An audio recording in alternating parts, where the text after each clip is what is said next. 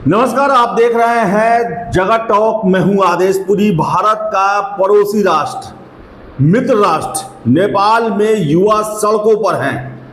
काठमांडू में एक भीषण विरोध प्रदर्शन चल रहा सरकार के खिलाफ। वजह क्या है? वजह है सोशल मीडिया। 26 तरह के सोशल मीडिया ऐप पर नेपाल सरकार के द्वारा बैन लगा दिया गया। हालांकि जो ये युवा सड़कों पर उतरे हैं उनका कहना है कि भ्रष्टाचार जो है वो सबसे बड़ा मुद्दा है। दूसरा मुद्दा सोशल मीडिया पर बैन लगाना है। और छात्रों का, युवाओं का ये आरोप है कि सरकार अपने भ्रष्टाचार और चीन की तरह शासन व्यवस्था लागू करना चाहती है और उसी को छिपाने के लिए, युवाओं की, जनता की आवाज को दबाने के लिए 26 तरह के सोशल मीडिया ऐप पर बैन लगाया गया है। और आपको बता दें, आज हजारों हजार की संख्या में नेपाली युवा जो हैं वो काठमांडू की सड़कों पर उतरे हुए हैं। संसद भवन में घुसने की कोशिश की जा रही। प्रदर्शनकारियों और पुलिस के बीच में फायरिंग हुआ है। काठमांडू में सुरक्षा के चौकस जो हैं वो प्रबंध किए गए हैं। कर्फ्यू लगा दिया गया है और अभी जो सूचना मिल रही है कि 80 लोगों को वहां पर गोलियां लगी हैं। यानी कि ये जो आंदोलन है ये सोशल मीडिया बैन करने को लेकर है या फिर भ्रष्टाचार को लेकर है। ये अब बड़ा रूप जो है वो अख्तियार करते जा रहा है नेपाल में। और काठमांडू के अलावा बता दें, देश के अलग अलग हिस्सों में इसको लेकर विरोध प्रदर्शन शुरू हो गए हैं। और जो वहां से खबरें निकल के आ रही हैं उसके मुताबिक सरकार को अब इस पर पीछे पैर खींचना होगा। यानी कि ये बैन जो है वो हो सकता है सरकार वापस दे ले। लेकिन इसके साथ साथ आपको हम बता दें कि जो युवा हैं उनका कहना है कि सिर्फ यही नहीं बल्कि भ्रष्टाचार भी जो है वो हमारे इस विरोध प्रदर्शन का सबसे मूल मुद्दा है।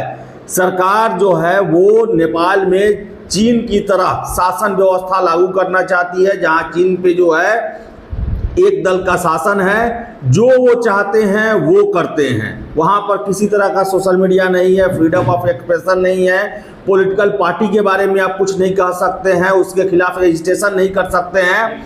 वैसी ही व्यवस्था। और आपको बता दें केपी शर्मा ओली की सरकार जो है वो चीन प्रस्त है। चीन के तरफ झुकाव उनका ज़्यादा रहता है और हमेशा से जब भी केपी शर्मा ओली नेपाल का बागडोर संभालते हैं भारत के साथ उनके संबंध तनावपूर्ण हो जाते हैं। उनका सीधे सीधे झुकाव चीन की तरफ रहता है। और यही वजह है कि भ्रष्टाचार को लेकर वहाँ के युवा जो हैं सड़कों पर आए हैं। उनका कहना है कि जो नेपाल में वर्तमान सरकार के द्वारा भ्रष्टाचार किया जा रहा उस पर पर्दा डालने के लिए लोग सवाल न उस पर कर सके, इसको लेकर चीन की तरह व्यवस्था शुरू की जा रही है और सोशल मीडिया पर बैन लगाया जा रहा है।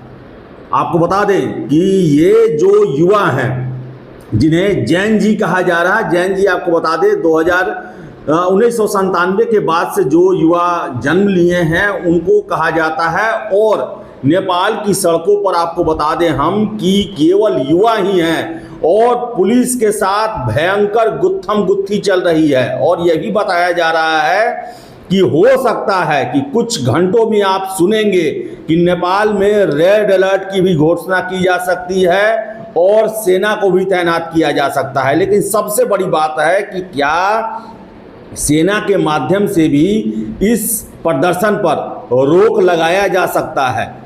क्योंकि सेना भी बता दें कि ऐसी परिस्थितियों में कड़ा एक्शन लेने से पीछे हट सकती है, क्योंकि ये देश के ही युवा हैं और ये भ्रष्टाचार और सोशल मीडिया ऐप पर बैन को लेकर सरकार के खिलाफ सड़कों पर उतरे हुए हैं। तो आपको हम बता दें कि फेसबुक, यूट्यूब पर बैन है। नेपाल में युवा विद्रोह पर है। सड़क से संसद तक युवा ब्रिगेड का कब्जा हो गया है। काठमांडू में सुरक्षा के चौकस व्यवस्था किए गए हैं। करीब 80 प्रदर्शनकारियों को गोली लगी है। ये ताज़ा हालात है वहाँ के।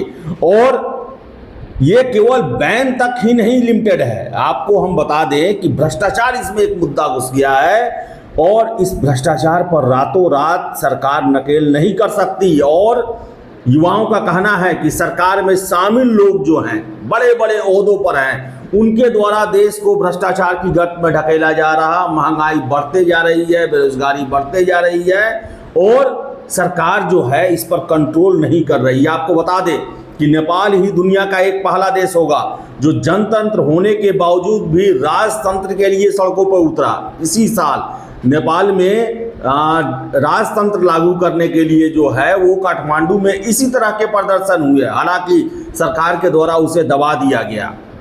लेकिन ये युवा आंदोलन जो है अगर ये चलते रहा, और सबसे बड़ा वहाँ से रिपोर्ट जो आ रही है उसमें ये बताया जा रहा है कि ये देखिए ये एक स्वतः स्फूर्त आंदोलन है, इसमें कोई नेता नहीं है, कोई संस्था नहीं है, बल्कि देश के युवा जो हैं वो सरकार के खिलाफ खड़े हो गए हैं। ऐसे में सरकार के लिए सबसे बड़ी समस्या ये है कि आखिर वो वार्ता भी करे तो किससे करे, बात भी करे तो किससे करे। नहीं कोई संगठन है, नहीं कोई पार्टी है, नहीं कोई संस्था है, नहीं किसी बैनर तले आए हैं, ये स्वतः रूप से बाहर आए हुए हैं। ऐसे में सरकार के सामने सबसे बड़ी समस्या होगी कि इन्हें हम रोके कैसे। ऊपर से 80 प्रदर्शनकारियों को गोली लगी हुई है, घायल हैं, और ये और भी मामले को भड़काने में भूमिका निभाएगा। यानी कि जो ये आंदोलन नेपाल की सड़कों पर देखने को मिल रहा, इसके बढ़ने की भी संभावना है। और ये भी हो सकता है कि सरकार ऐप वापस ले ले, ऐप पर जो बैन लगा हुआ है वो वापस ले ले, इसके बाद भी ये आंदोलन शांत न हो, क्योंकि इसमें भ्रष्टाचार का मुद्दा शामिल है। तो बताएं आपको हम कि जितने भी बिहार के जो देश के जो है वो पड़ोसी राज्य हैं, देश हैं, आपने देखा होगा जो छोटे छोटे देश हैं, श्रीलंका हुआ, वहाँ पर भी ऐसी स्थिति हुई, राष्ट्रपति भवन पर वहाँ के लोगों के द्वारा कब्जा कर लिया गया। उसी तरह बता दें कि बांग्लादेश में देखिए वहाँ तो ज़्यादा ही खराब स्थिति हुई, वहाँ के चुनी हुई प्रधानमंत्री को देश छोड़कर भारत में शरण लेनी पड़ी, और ऐसे ही हालात जो हैं वो नेपाल में भी बनते जा रहे हैं। और आपको मैं बता दूँ ये आंदोलन थमने वाला नहीं है। ये सिर्फ अगर सोशल मीडिया ऐप बैन के लिए होता तो हम मान जाते कि चलो सरकार ने वापस ले लिया तो जो भी युवा है वो अपने घरों को चले जाएंगे। इसमें भ्रष्टाचार, और भ्रष्टाचार जो है उसे प्रथम स्थान पर रखा गया है। वहाँ पर जो रिपोर्ट्स आ रही है, जो वहाँ युवा जो सड़कों पे उतरे हैं, उनका कहना है कि सोशल मीडिया ऐप हमारा दूसरा मुद्दा है, सबसे प्रमुख मुद्दा है भ्रष्टाचार को लेकर, और भ्रष्टाचार पर रातों रात कंट्रोल नहीं किया जा सकता। भ्रष्टाचार वर्तमान सरकार को लेकर है, उनके जनप्रतिनिधियों को लेकर है, उनके बड़े बड़े नेताओं को लेकर है, मंत्रियों को लेकर है। और ऐसे में जो सिचुएशन बन रहे हैं नेपाल में, वो अच्छा भविष्य लोकतांत्रिक शासन के लिए नहीं दिख रहा। लोग संसद भवन को घेर रहे हैं, आप देखिए कितना नाराजगी है। संसद भवन में घुसने की कोशिश की जा रही है, बैरिकेडिंग की गई है, हजारों पुलिसकर्मी की तैनाती की गई है, कर्फ्यू लगा दिया गया है, रेड अलर्ट जारी हो सकता है कि सरकार मार्शल लॉ भी लागू करे मामले को कंट्रोल करने के लिए।